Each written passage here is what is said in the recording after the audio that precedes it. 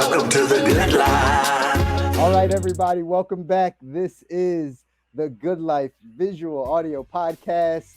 I'm here with Stu. Say what's up, Stu. What's up, y'all? Kabi is also here. Say what's up. What up, though? And I'm Chris. Obviously, guys, we are diving into how to design the good life with your health, wealth, and mindset. By the way, find us everywhere that you listen and watching, whether it's YouTube, Spotify, Apple Music. We are everywhere. Make sure you subscribe, hit the like button, because today we got another fire episode for you. Kabi is going to dive in, and we're going to talk about some protein myths on the health side. So, Kabi, take it away, brother. Let's do it, man. I'm very excited for this one. It's one that it's hard to get me to shut up on because it's so big in our culture. Protein myth. But first and foremost, I just like to put a precursor up.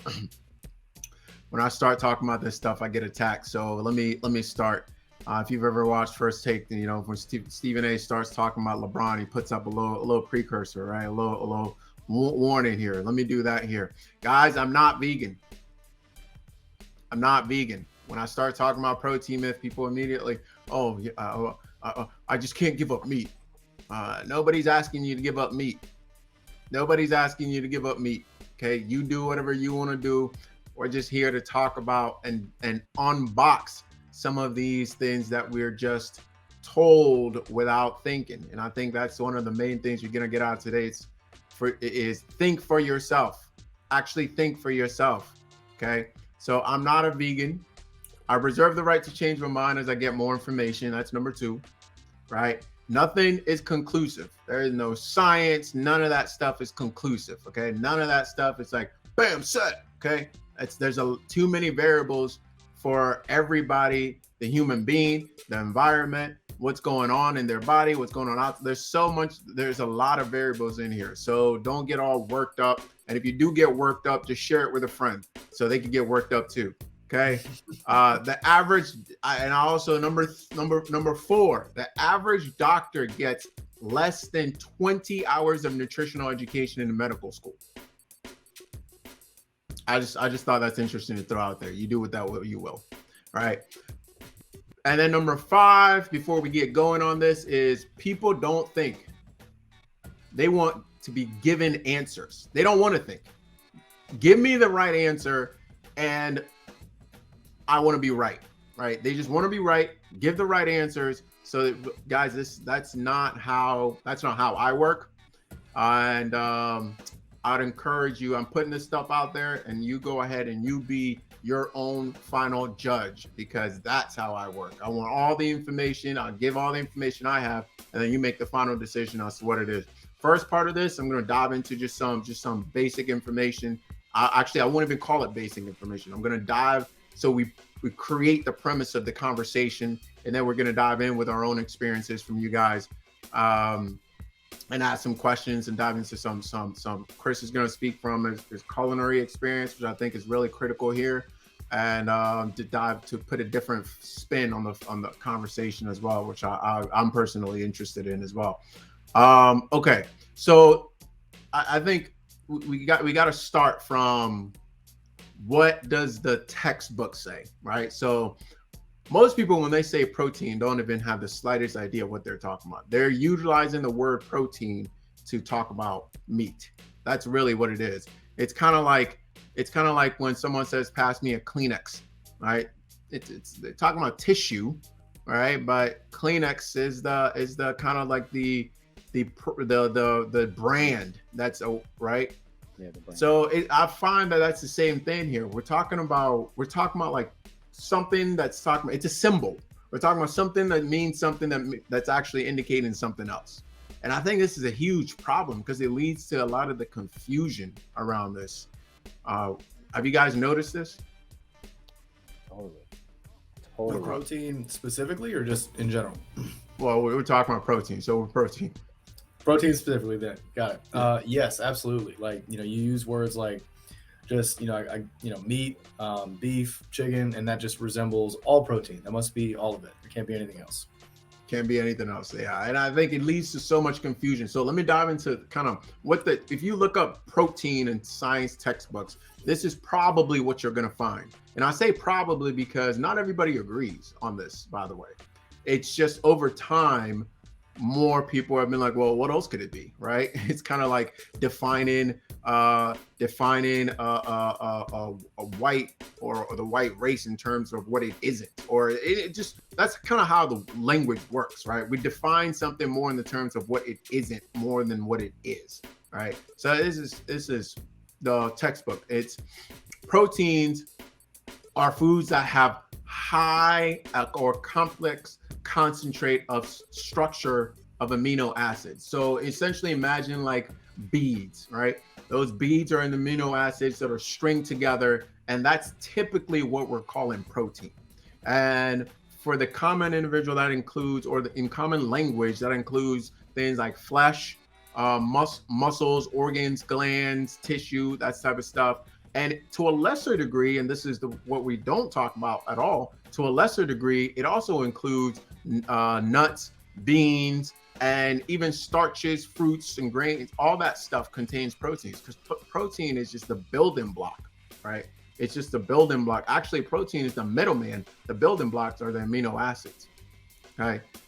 So let's start there. Can you break that down for a second, bro? Because that right there just blew my mind, right? Like, you would call a bean a legume, I guess, or something along those lines? Those are technically protein? Well, see, I think we got to break down that language right there. It's not that those are proteins, and that's part of the issue of why we get confused. It's they contain proteins just like animal flesh contains proteins.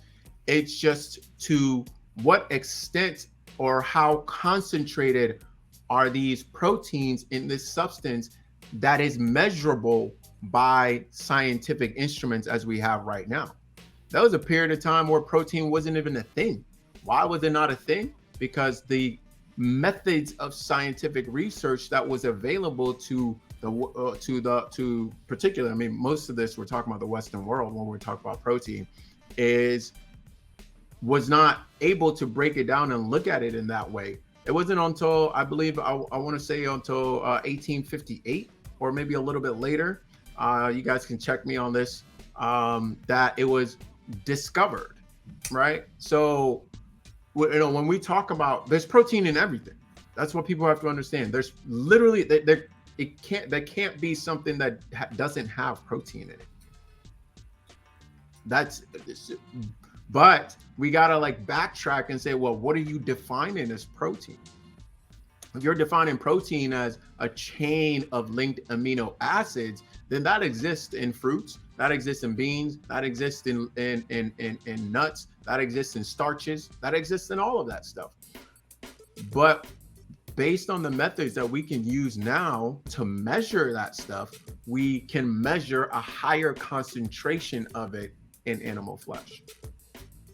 And we can't in those other things. So that's why you believe we've chosen to not call those things protein. Is that what you're saying? Well, I think we've chosen to not call those things proteins for marketing purposes, right? And we'll dive into that a little bit later. But the fact that we even call those things protein is highly misleading, right? I'll do my best not to get too worked up in this episode, because I'm here to dive into this on a learning type of environment. But it makes no sense. The fact that we call those things protein makes no sense. We should just call them. Go ahead. The fact that we call the chain of amino acids proteins makes no sense. No, the fact that we call meats, animal flesh, proteins, right? The fact when you go to a restaurant, they ask you, what would your protein be? The fact that when people are asking you, how are you getting your protein? That's the confusion, because they've made protein synonymous with animal flesh. Does that make sense?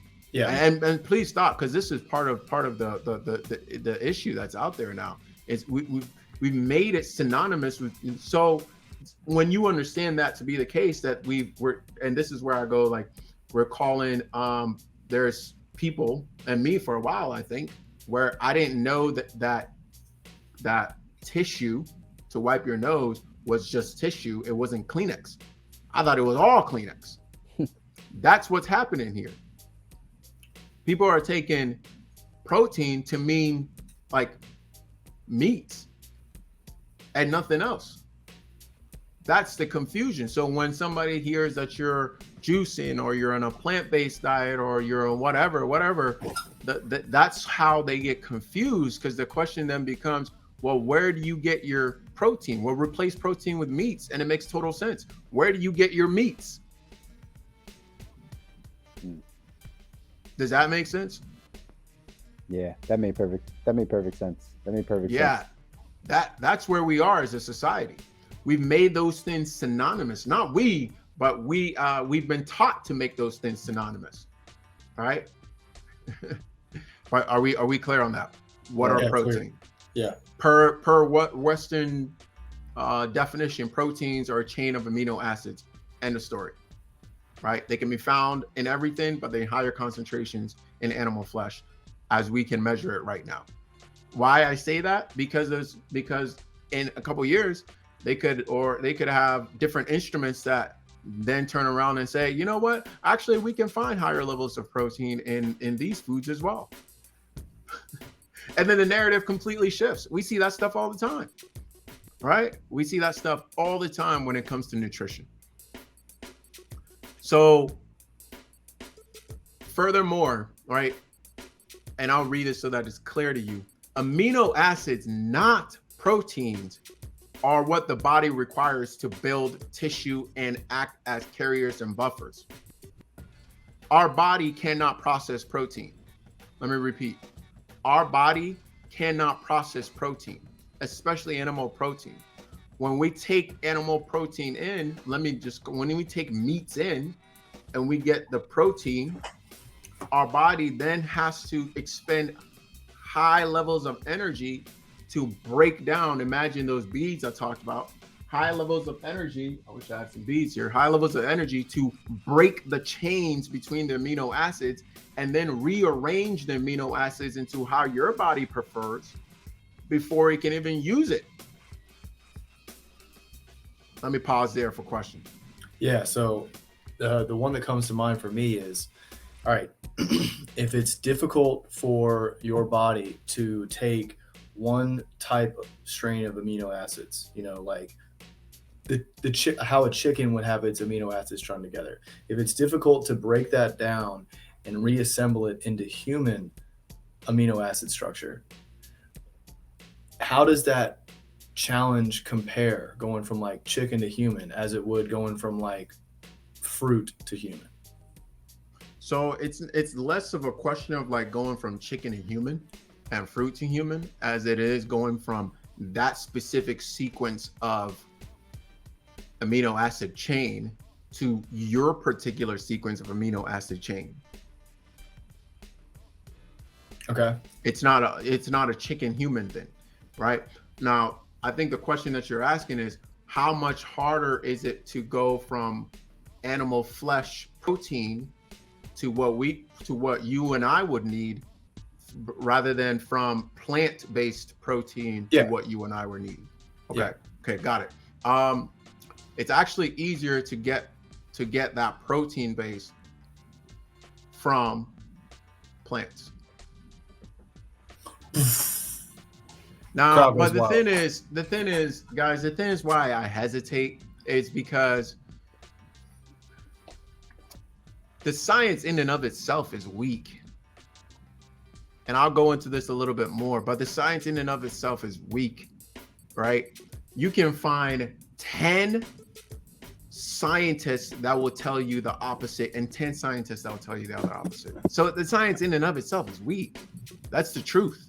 And I think that's a great point too, Kabi, just real quick, because that's something I often hear is that people are just confused, right? They're confused because science points one way and the opposite science also is true, right? Like, and you get both sides. So it's just like, well, whatever side you want to listen to is what people resort to. But we need to get to like real facts of what's happening and again, a lot of this language, but it's very true. This is an easy way to get confused because you will see both sides of this coin or both sides of the spectrum, so to speak, and backed by doctors, right? Backed by science, backed by theory. So it's good that we're breaking it down, you know?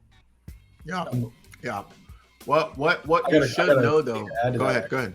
So as you know, as an engineer who dove highly into the science side of things prior to me becoming a coach, there's like so many factors that can mess up these studies. You kind of hinted at it earlier. It could be like, what instrument and approach are we using to measure this? How are we defining a successful study? What is our sample size? Human error of interpretation of the results, overlooked data. There's so many reasons why something could go wrong in a study. However, these studies are presented to the public as if they are factual. These are guesses. Science is nothing but a guess, people. Probably get banned for saying that. Whatever you hear about science is a guess. And every science worth his weight in salt knows that it's just his best guess. It's a theory. That's all science is. So I think that really contributes to a lot of this confusion. It's because you got different tools and different scientists and different everything. Of course, you're going to get different results. I think that's a point that we cannot overemphasize. I think that's a point that we cannot overemphasize because that is if more people can wrap their head around that, not that we're dismissing the educated guess.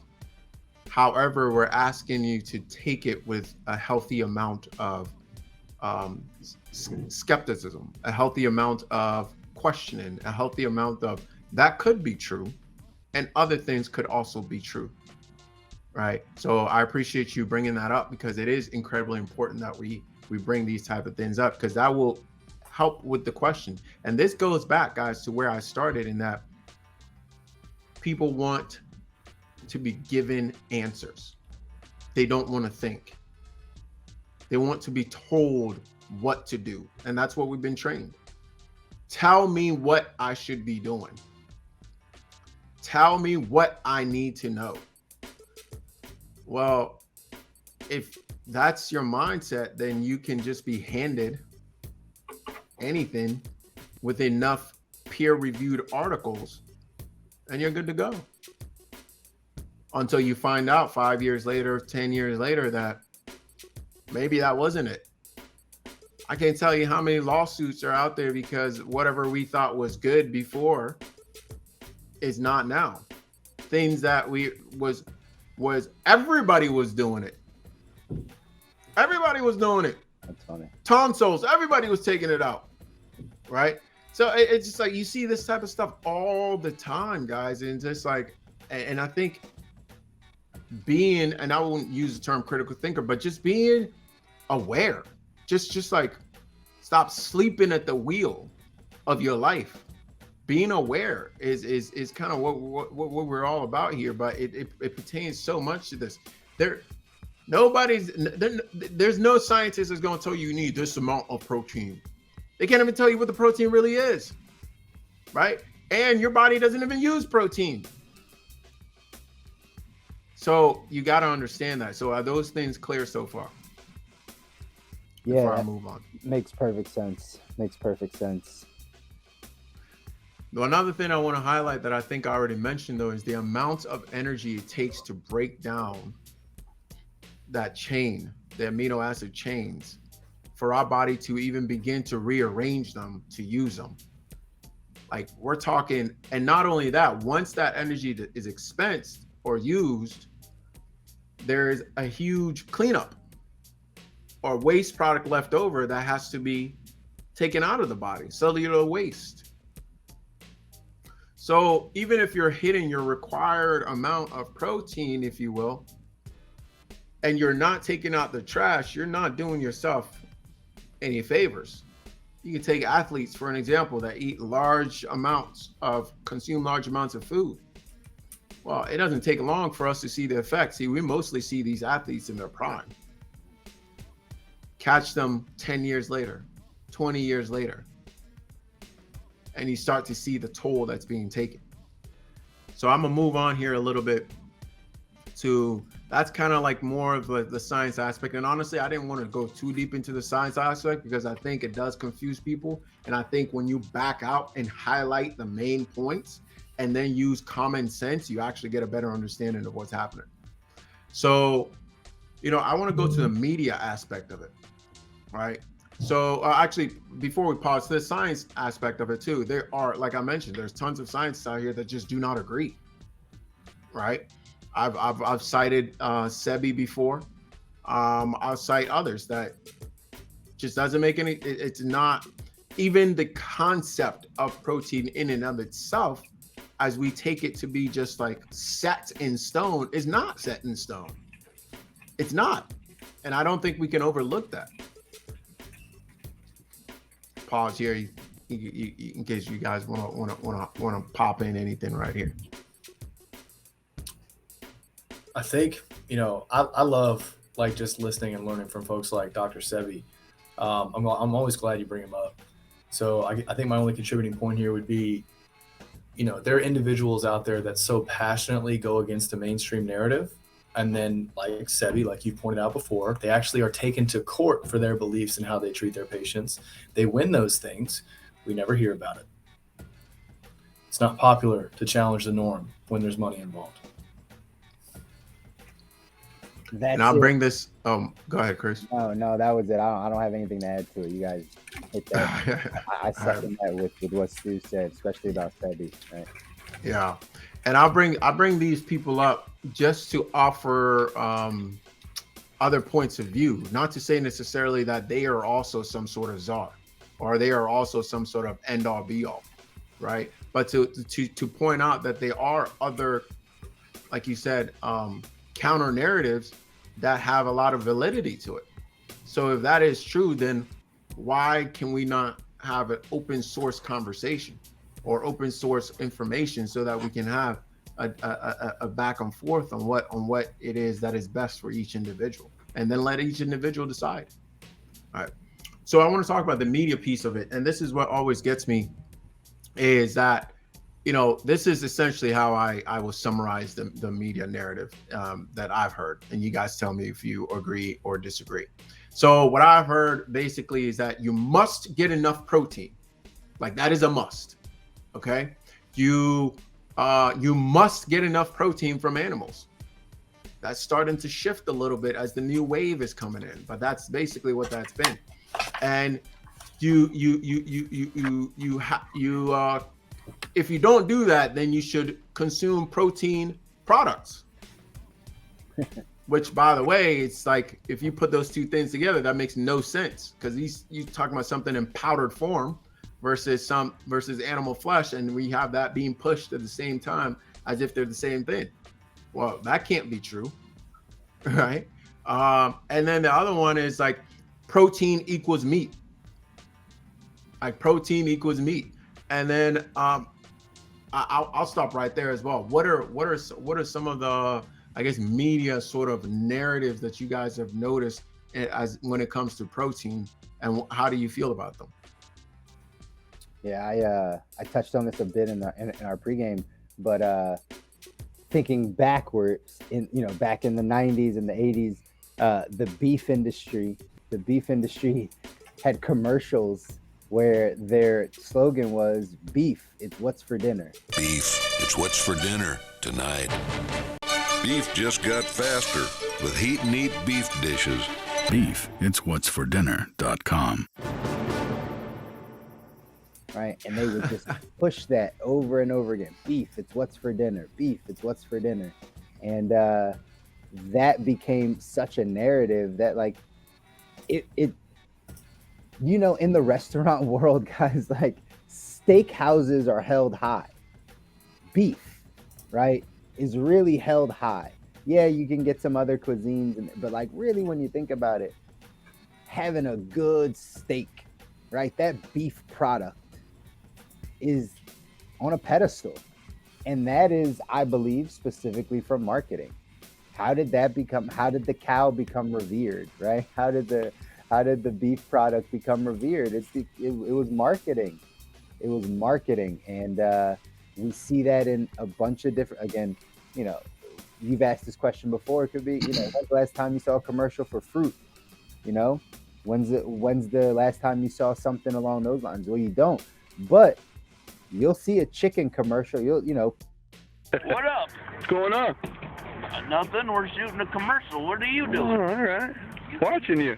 Oh, okay. Purdue was constantly on the TV talking about their chickens and how their chickens were raised and about chickens. Everybody's smiling, sunshine day. Everybody's laughing, sunshine day. Everybody seems so happy today. It's a sunshine day. Right, I just gave you the example of beef. It's what's for dinner. Like those are parts of propaganda, of like pushing a certain marketing towards the people, and right, that marketing's effective the more they put it in your face.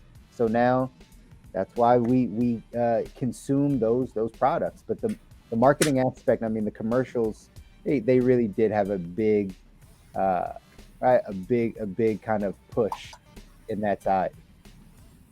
Man, I love that you brought that up. And Aaron over here on Instagram just mentioned how, that commercial Beef, It's What's for Dinner, had him and Granny eating burgers and tacos daily. So folks out there, like any bit of disbelief that you may have, let's, Aaron has kind of brought up some great, an example here of how he trusted the narrative, his family trusted the narrative. And over time, as he grew up, he realized the narrative was not serving him well. He switched. He changed his diet. He went against the narrative. And that's all we're trying to get you guys to do here is look at your present day belief system. And if it's totally in line with the narrative and it's unquestioned, maybe just take a moment to reflect on your own personal experiences. What happens if you do something different? Is it going to serve you better? On that note, I think it's important to point out that the dairy meat industry is probably the most powerful lobbying group. Correct me if I'm wrong. If you hear this and I'm wrong, please correct me. But it is definitely top, like in terms of most powerful lobbying group that exists in American politics for sure, right? And I always wondered who pays for those Got Milk commercials. Like who's paying for that? It's always like curious who's paying for that, right? And the cheese and the whatnot. I guess you could say Kraft cheese. They did a lot of commercials with happy little kids. Every single time it's I always noticed there were little happy white kids, by the way. But hey, that's neither here nor there. But I just Kraft American Singles. That's why every single time America spells cheese, it's K-R-A-N-T.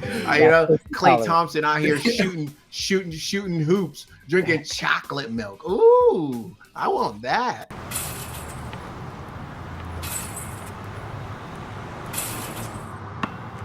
I'm Klay Thompson, and I'm built with chocolate milk. All right, and then the black kids get Kool-Aid. Kool-Aid brand soft drinks. When I was just a little kid, cherry Kool-Aid was my friend. But then I tried more flavors and fell in love with them. Of all the other mixes, I love the taste that Kool-Aid has. You'll always be my Kool-Aid. You'll always be my ace. You know what I mean? So lactose intolerant, man. We talk about that stuff. Don't sit well. Yeah. So we get the sugar. You know what I'm saying? Oh God, he got ADHD. Oh, I wonder why. Right? I wonder why. Kid can't sit still. Not only is the kid like an active kid, but you're pumping him full of Kool-Aid. I wonder why he doesn't want to sit still. So I always think that these things are highly, guys. We're very impressionable creatures, and we're also creatures of habit. Like these things form at a young age, and it takes a long time for us to break or even question them, right? I know people that still having a glass of milk with dinner, right? Disgusting. And I'm not saying milk itself is horrible, and I'll touch on this later, but perhaps it's what we've done to milk. Milk on a farm and milk in the grocery store are not the same thing, right? And I'll touch on this a little bit later as I kind of almost switch sides. Oh, hold on 1 second, huh? Okay, but before I do that, Arnold Schwarzenegger had a quote here that I thought was interesting because we basically align Arnold Schwarzenegger with like the face of the 80s bodybuilding movement / protein movement. And he says, nowadays kids tend to go overboard on protein, something I believe to be totally unnecessary. I state in my formula for basic good eating, eat about 1 gram of protein for every 2 pounds of body weight. I still don't agree with him, but I think it's really interesting that he would state something like that, right? And it's like every generation that goes by, we kind of forget why Granny did things the way to do them, and we just like, oh yeah, that man had protein, so let's pack it on more, right? So I thought that was really interesting. And then Carl Lewis states, I found that a person does not need protein from meat to be a successful athlete. In fact, my best year of track competition was a year where I ate a vegan diet. So, there's just plenty of evidence that counters the dominant narrative, right? And then there's one more by Patrick, but I can't say the last name, but the strongest man, literally dude that's lifting the most weight out here. His last name starts with a B here. Can't say it, but he says, someone asked me, how could I be as strong as an ox without eating any meat? My response was, have you ever seen an ox eat meat? I thought that was hilarious. It's my favorite argument for this. It's my absolute favorite argument. It's my favorite argument for this whole thing. Like, bro, I always go to the closest thing we have on the evolutionary scale. Chimpanzees, gorillas. Gorillas are fucking jacked. Period. I don't see them eat meat. So same deal. Can even add on elephants, rhinos, horses. You could keep going. Amen. Tough. All right, let's keep that rolling real quick, because I definitely want some time for a little bit of back and forth here as we dive into this stuff. So there's this side of the marketing piece of like that's pushing all this get your protein and to be big and strong. And I had a woman tell me that she needed to eat meat so she could be pregnant and all this stuff. Like just all this interesting ideology, as if like vegetarians can't get pregnant. Like what? What do you mean? That's crazy. Like that's how far we've gone. We've gone so far this way. But guys, I want to kind of bring it back to this way as well. This side. Okay, you got this side. Yeah, meat. Blah, blah, blah. You must have meat. Blah, blah, blah, blah, loud. This side right here is loud too, and I want to address that. I found that this, and let's call it the more quote unquote extreme of this side, is the anti-meat side, is the vegan movement, right? So many issues on that side, so many holes. I'm not one to come out here to tell people, hey, you need to go eat meat. I don't think it's necessary at all. But what I find on the vegan side of things, or on that kind of that school, not just vegans, but that school, is that that's a whole lot of emotion-driven decisions being made there, right? So there's this whole idea of like, we must save the animals. No, you don't. No, you don't. No, you don't. No, you don't. One more time. No, you don't. All right. How so? Listen, animals can take care of themselves. Why do I say that? The problem is not us saving animals. The problem is we darn reckless anyway. Vegans, you reckless too. Oh man, I'm gonna have some haters. Vegans, you are reckless too. Okay, you taking just because you don't eat animals and do that, but you replace it with all of this nonsense that causes other harm, right? You think you're better than somebody? No, you're not. No, you're not. No, you're not. No, you're not. No, you're not. Okay? I think it's total nonsense. It's total garbage. That it's like, listen, yeah, if that's the decision you want to make, don't tell me it's because you're out here saving some planet. Because let me tell you this. A hunter loves and knows the animals better than a vegan. A hunter knows where the animal tracks. It knows where the animal lives. It knows what the animal loves. It appreciates. We've got a whole, before we don't murder them, whole groups of indigenous Americans that literally damn near worshiped these animals. So much so they used every single piece of that animal and gave thanks for every single part. A vegan don't know a damn thing about an animal. All they know is like, oh, it's cute. Right? Oh, it's cute. Yeah, until old boy comes up and try to rough you up. Of all things, a pig. Of all things, a pig. Of all things, a pig. Of all things, a pig. And now you calling animal protection sir, because right? I don't know. When was the last time you was in nature, Mr. or Mrs. Vegan? That's the hypocrisy I see on that side. And I know it's not a popular argument, but I think it's complete garbage. I think it's complete garbage. And I'll tell you why I think both sides are complete garbage here in a bit. All right? Because most vegans I meet, and I hate to say this, but most vegans I meet that have labeled themselves vegans, right? Most of them, right, are privileged young white females. It is what it is.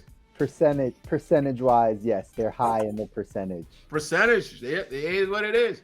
Hey, listen, I come from a place where there's so many black people that black wasn't even a thing. I ain't never heard nobody talk about no vegan. I had people that didn't eat meat, but I ain't never heard nobody talk about, oh, I'm vegan. So it's specifically the label, not the decision to avoid meat. It's like the label associated with the movement. I'm not out here. It is the entire box. The entire movement. The movement. Right? There are people who truly don't eat meat. They don't talk about it quite as much as these quote unquote modern day vegans. It's not even like a thing. It's like, no, that's just not something we do. They don't make it a political statement. Okay. Right? Yeah. And let me tell you something, man. When I grew up, the chicken we ate grew up with her. Like I saw little Anita running around until it was birthday time. I had to go and go catch them. You know what I'm saying? Pluck the feathers off. You know what I'm saying? Chop the neck off. Right? That was Anita. We was close. Right? I saw her grew up. Right? And she tasted delicious. They didn't look anything like this chicken I now buy at Whole Foods. They didn't look anything like that. What's different about it? They didn't look anything like that. You ever seen a natural chicken? I mean, I'm just like, I'm helping like the audience like get specific here. Like I've seen plenty of natural chickens. Yeah. I would encourage you guys to just Google that. You get a better view, right? But Holy Chicken, you can check that documentary out as well. Holy Chicken, that dives into the details of that a lot more than I would be able to on this visual audio podcast. Maybe we'll make it more visual with some slides next time, so you guys can get some images. But it doesn't look anything like natural the chicken we get out in the stores. Doesn't look anything like that. Doesn't taste anything like that. And so, what I believe vegans are really trying to say, or maybe what I'm trying to say, is the mass production of these animals for the purposes of eating and ultimately coming down to, again, money, right, is perhaps a problem. I agree with that side wholeheartedly.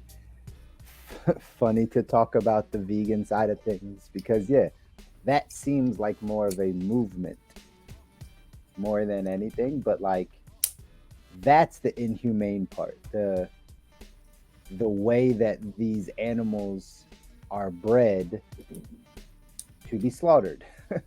they're not living a life. It's kind of like slavery for animals. You know what I mean? It's like we're doing this, we're raising this chicken and this cow just so it could, right? Like just so it could be eaten. It could be the fattest one and give the best meat. We're gonna feed it whatever we want to feed it. It's not gonna graze. It's not gonna roam. It's not gonna have a life. It's really just going to be inside of this cage, fed what we want it to be fed, so that it can go to the slaughterhouse.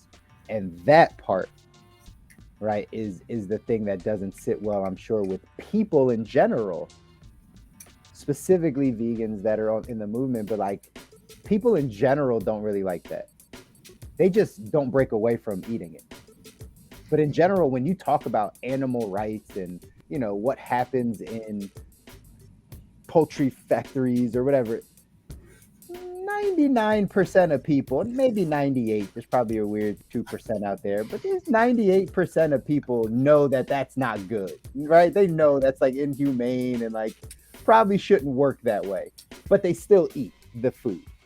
So it's really about breaking that side and seeing, you know, okay, well, if you know now there's a couple added layers to this, these factories and these meat companies and things aren't treating these animals properly. It's really not the healthiest environment. You're taking in and consuming those things also. So that's a downside. And then also what you presented today could be is that, again, our body doesn't break that down in the same ways that we do plants. Now, when you add those two things together, and then it starts people thinking like, okay, well, maybe this isn't what I should be spending my money to consume on. But again, it's tough in this country. I can't speak for other countries, but that marketing machine, that factory of meat consumption is really churning. And I think we have to do a better job of presenting this type of stuff, this type of information.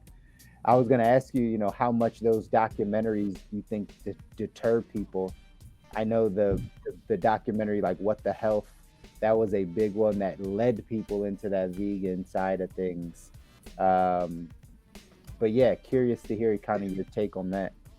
See, what's the reason why I push back on both sides? And you know, I think some people will be surprised to hear me push back on both sides, but it's because it's the politicizing of it all, right? Even when you even talk about on a health level, it doesn't make any sense to eat those things, to eat chicken raised that way, right? It just doesn't even make any sense, okay? And not only that, like it's downright not, I mean, already you don't need it. But if you're gonna have it the right way. And I'm not saying the right way, like there is only one way to have it right, but the way we have it now, I agree with you, 98, when in their gut, when they become aware and stop just eating out of addiction, right? Eating out of just like, that's what we do, right? We eat chicken, right? On Thanksgiving, we eat turkey. We just be more aware. Wake up. Stop sleepwalking through life. Right? I think they do help. Again, I would really encourage you guys to watch Holy Chicken because it's literally the shift. But the solution to that is not now to now go with Beyond Meats and Beyond Burgers. Like, why are you doing that? Crazy. Why are you doing that, vegan? Why are you doing that? Just don't eat it then, if that's the issue, right? See, that doesn't solve, in my opinion, that doesn't solve the problem, right? I was talking to a lady who was breaking down halal for me, and that really resonated with me.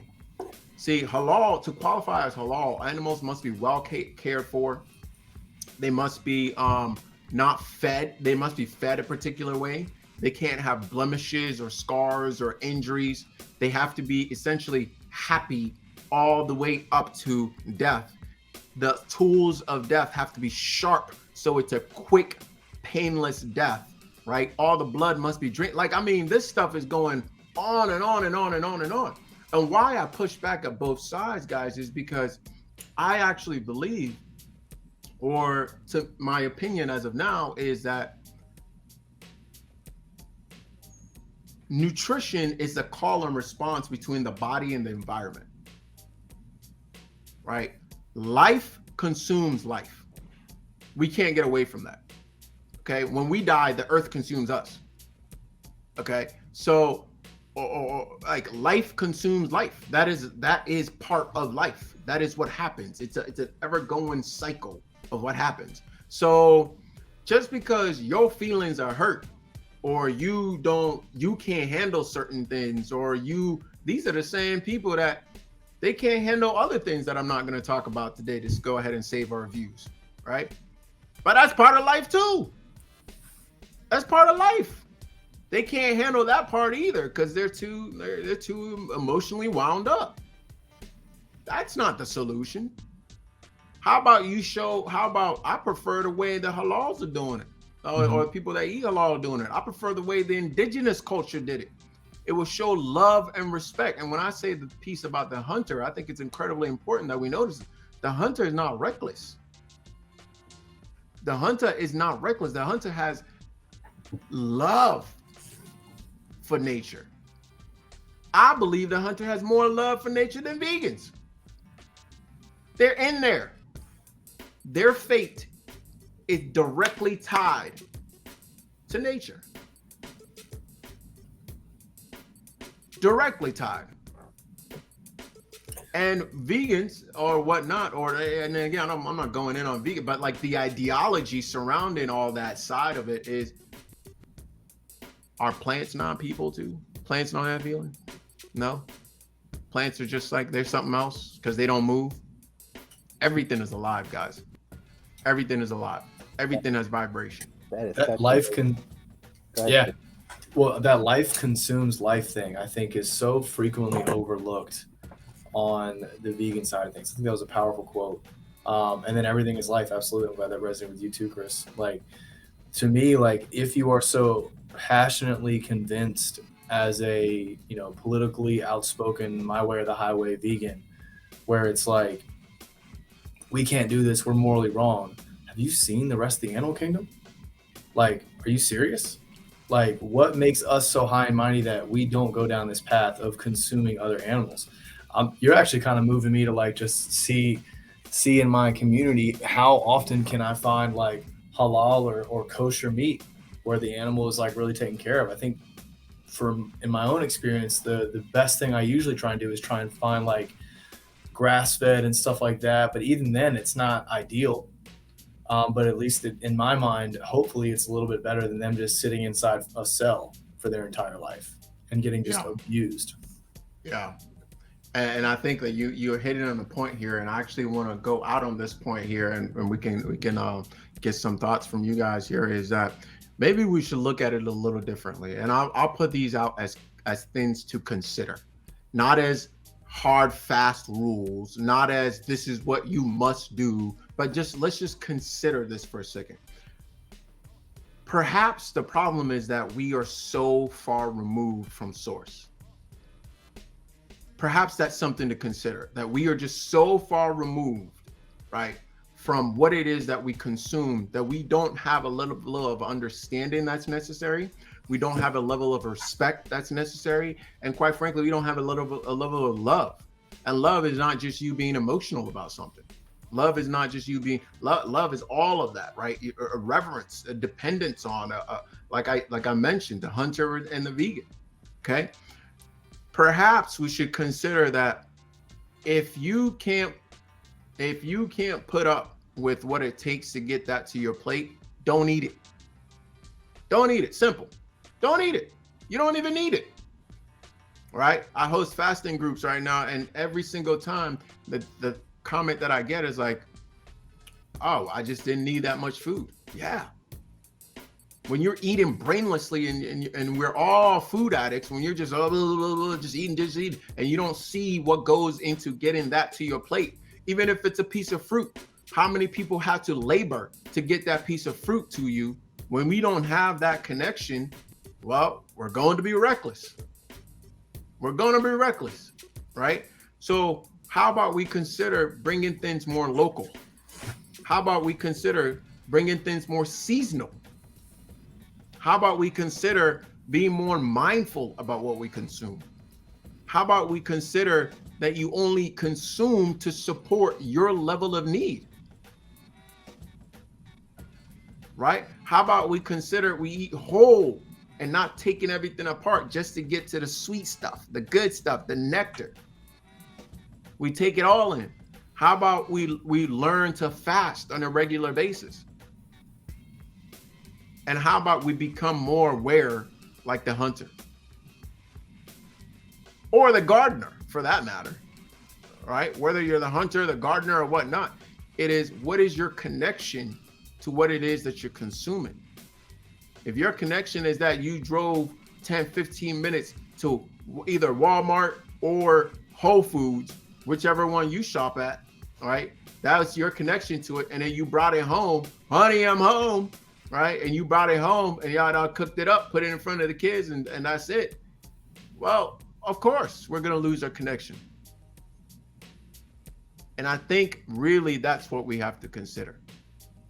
Less of the back and forth political battles of morality, which is nonsense, and a little bit more of connection. Man, I agree, 1000%. That Aaron has a comment also on Instagram, said the argument that he had with a vegan was that plants don't have a nervous system. So that's what makes it different. Plants don't have a nervous system. Plants feel though, man. Oh, they really do. If you've owned a plant, yeah, they are aware. They feel that shit. They feel it, absolutely. I was gonna give it because my wife has a bit of a green thumb. She actually went to a boarding school, grew up on a farm, basically. She talks to her plants, and they listen. Like it's a little freaky sometimes, right? But like they hear, like they are aware. You know what I mean? Like whatever words you want to put to it, it's living. Right, it's living. It's understanding that it's taking and giving and right supporting and like it's aware for sure. So again, I have no qualms with the vegan community or with the meat eating community. But at the end of the day, I love the point that you're bringing up. Could be that like neither one of you are like you know what I mean? Like thinking about this or going about this or thinking about it in the proper manner necessarily, because you're leaving out key facts on all of these, and I just think it's a good point to kind of bring home for people. Hey guys, listen, if you're hearing for this from me, the ultimate thing is to be able to go, it's a duality, right? It's an eat fast system. All right, it's an eat fast system. Let's stop creating and living as addicts that just have to have, and they're so removed from the source in which they're having it from. You know, I think that's what it is. And that's where I've slowly but surely landed on not so much the what, but the how. The how. And like get into a point where, you know, I actually believe it's more so the balance between consumption and not consumption is truly the strategy that gets us not only the most healthy, right, but also makes us the most conscious in terms of what it is that we are consuming. In fact, I've actually dropped. I don't write meal plans for people anymore. I just teach them the strategy as to how to eat and then how to fast. And when those two things are there, whether you're in Morocco at a wedding, whether you're in Ethiopia just having some fun, whether you're in Mexico, you know what I'm saying, right? You can have a call and response with your environment, right? It is a call and response between the two, between the being, and not just physical, but the spiritual, mental, physical, complex being in the environment. The call and response between the two is what, when that is sharp, that's what it will naturally lead us down the path of true consciousness, and also naturally lead us down the path of actually what healthy really is. Couldn't agree more. I love that. Like you're literally you're not in this consulting place of like, you know, this is how you should do it. You're in this empowering place of become your own coach, learn the strategy, so you can apply it in this vastly infinite number of situations that you will have for the rest of your life. Big facts. Do you guys know a single person that's eaten, actually kept a diet their entire life? Never. Doesn't happen. Yeah. Right. And if they have, they need to travel a little bit more too. Right. All right. And so we become attached. You see people logging around stuff all the time. No. See, the indigenous folks didn't do that. When it was winter time, they weren't looking for oranges. You see what I'm saying? When it was summertime, they weren't chasing, you know, like it's location, seasonality. So all of that is incredibly important. And that's how I approach nutrition with clients, with myself and with others now. And I think that fasting piece is the place to start. I think so. Man, that was solid. A lot to digest in that. Hey, look at what we're doing. Hey, we're making it happen. Look at that. But really, for everyone that got 3 dads on here. We'll have a full dad joke episode for sure. That's gonna be great. But for everybody listening, like again, hope you understand the positions that we all come from, meaning myself, Stu, could be when we have these conversations, is not to tell you exactly what to do. Again, could be started out the episode by saying everybody just wants the answer, right? Just do this. And that's not what we're here to do. We're here to present information. We want you to think critically. We want you to do what's best for you to get to the life that you want. That's what we want to do, right? And because of that, that's why we present it to you in this format and give you this type of information. So looks like, guys, I think we're going to wrap it up for tonight. You know, Chris, say it ain't so. I love the direction you were going with that. Because guys, like here at The Good Life, we believe that the only way to get to the good life is through critical thinking, taking in what you're hearing, applying it to your experiences, like trial and error and problem solving and all of it. There is no manual on how to get there.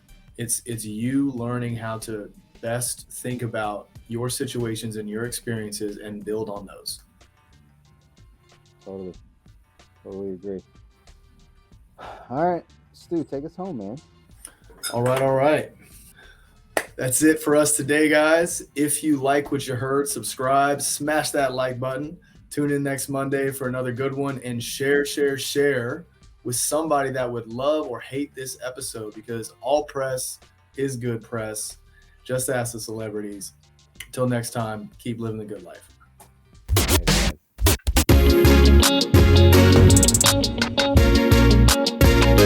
Welcome to the good life.